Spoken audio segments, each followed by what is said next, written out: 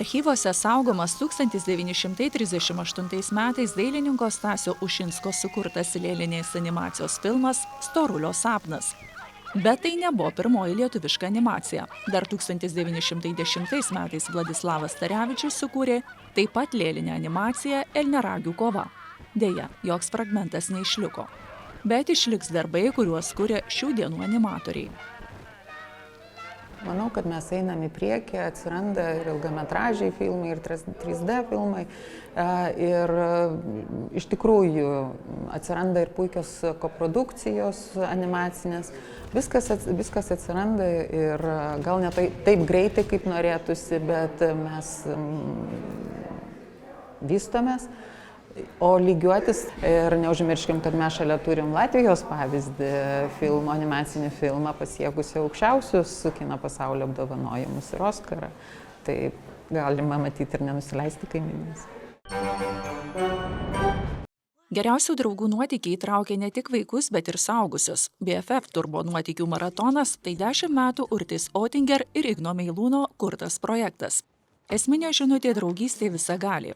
Danijoje gyvenanti animacinių filmų režisierė ir dėstytoja jau yra savo rankose laikiusi sidabrinę gervę 2 kartus.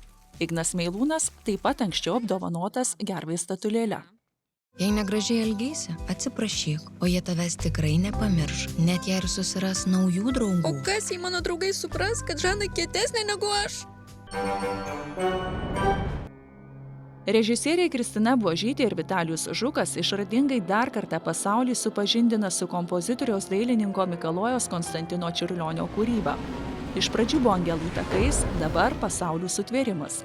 Virtuali kelionė maitina akis ir širdis. Vaizdų bei muzikos harmonija leidžia tyrinėti kūrybines galias.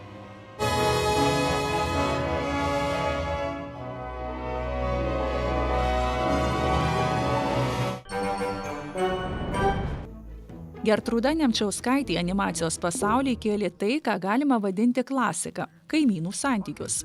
Debiutinėme sustabdyto kadro animacinėme filme Pingvinas ir balandis ironiškai žvelgiama į kaimynų konfliktus. Filmo vizualinė išraiška kuria plastilininės animacijos estetiką.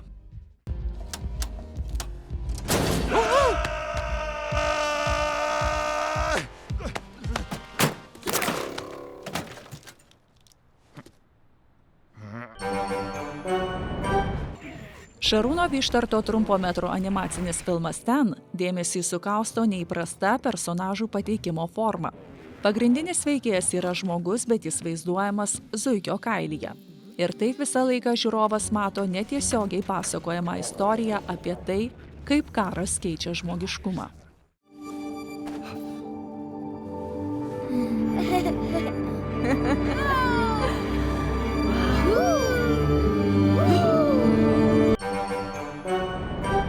Nominacija yra, bet filmų nėra tiek daug, tai ir nominavom tiesiog pagal esamą filmų kiekį, šiek tiek ir tą sumažintą nominaciją.